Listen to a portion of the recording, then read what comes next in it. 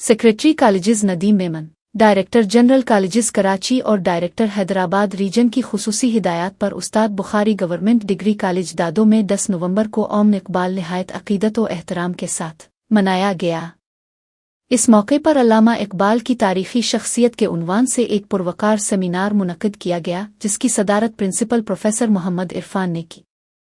Seminar से professor Syed Hub Ali Shah, professor Khalid Hussain Soomro, professor Salma Shaikh, professor Feroz Ali Lund और professor Rashid Ahmad लगारी ने खिताब करते हुए कहा कि अल्लामा इकबाल सिर्फ शायर नहीं बल्कि एक फ़िक्र, फ़लसफ़ा और तहरीक का नाम है। उन्होंने अपनी शायरी के ज़रिए मुसलमानों में खुदी बेदारी और आज़ादी का शऊर पैदा किया।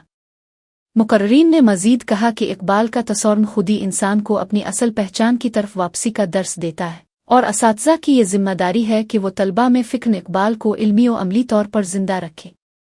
सेमिनार के इख्तिताम पर शुरका ने इस अज़्म का इजहार किया कि इकबाल के पैगाम को नई नस्ल तक पहुँचाया जाएगा ताकि नौजवान अपने माजी से जड़कर बेहतर मुस्तकबिल तश्कील दे सके।